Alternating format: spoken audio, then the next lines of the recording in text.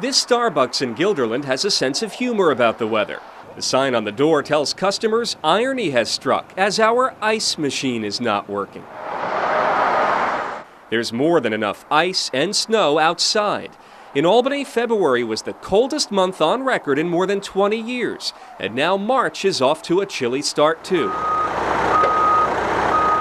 The extreme cold is causing numerous water main breaks, including this one Sunday on Sherwood Road in Rotterdam. Workers spent hours in the bitter cold repairing the main and filling in the hole. This hasn't happened like this in several years. But now with the frost getting 4 or 5 feet deep in the ground at the level where the water services are, the lines are starting to freeze up going into the houses. It's so cold in Rotterdam, the town is advising all residents to keep at least one faucet in their home running on a trickle to keep the water lines from freezing. All my plumbing is copper tubing, you follow me? And naturally, when it gets this way, I'm always afraid, so I'm always checking it, because if you freeze it up, he splits, and then you have to have the whole thing done again, which at my age, I don't want to, and I can't afford to. As night fell, the snow picked up, coating the roads and setting the stage for yet another slippery morning commute. I'm sick of it. I'm sick of all the snow, I'm sick of the cold, I'm sick of the wind. But on a hopeful note, spring is only a few weeks away. A News Channel 13 viewer photographed this robin in Delmar. And there's swimwear on the front page of this week's Target circular. But he loved playing Santa the most. He absolutely loved Christmas Eve.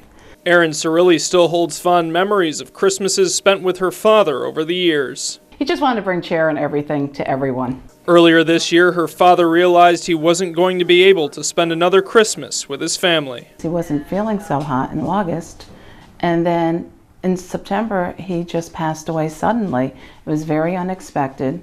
But her father had a plan. With the help of Erin's sister, a box with her name on it appeared on her back porch Christmas Eve, months after her father passed away. And it said, "Erin, Dad got you this in the summer for Christmas.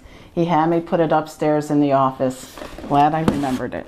I'm so glad she remembered it too. Her father had always given his children knickknacks specific to their families for Christmas. This was inside the box. The cookie jar with the painting of a dog that looks very similar to the family's own, named Sammy. I started crying, and then I said to my daughter, I said, "I believe in the Holy Family, I believe in Christmas, I believe in miracles, and I believe in Santa." A Christmas miracle from a father continuing to deliver the spirit of Christmas to his family. If you believe, it's the real thing. There is such things as miracles. There is a Santa Claus.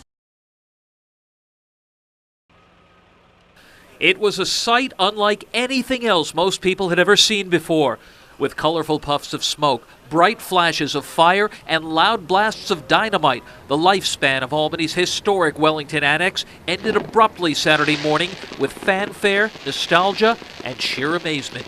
Well, I think that really exceeded everybody's expectations. This is history in the making. That was exactly what we expected. Downtown's going to be a lot better off when this is all completed.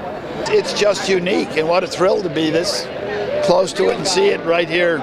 To former Assemblyman and historian Jack McEnany, the Wellington conjures memories of powerful people making critical decisions that impacted both the state and the nation. The Wellington, which is where Mario Cuomo and Stanley Steingart and these workaholic politicians would prefer to be there because they were literally in the shadow of the Capitol. It's fun to watch where I grew up come back to life. For Joseph Nicola, whose company, Columbia Development, has earned a reputation for taking on tough urban projects, the Wellington is just what the doctor ordered.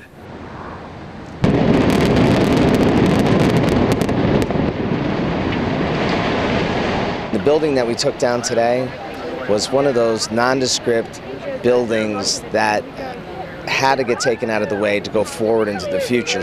And for Gavin Donahue, chairman of the Albany Convention Center Authority, the Wellington demolition marks the beginning of a game-changing renaissance that'll result when this $66 million convention center arrives 2 years down the road. This is huge. It's huge for the capital region. The spin-off economic development that will occur as a result of this facility is intense. Mayor Kathy Sheehan agrees. The story here is that this isn't just something that is viewed as urban decay coming down.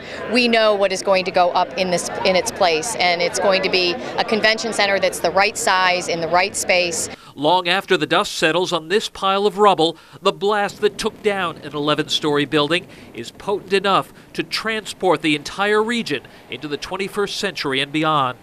In Albany, Dan Levy, News Channel 13.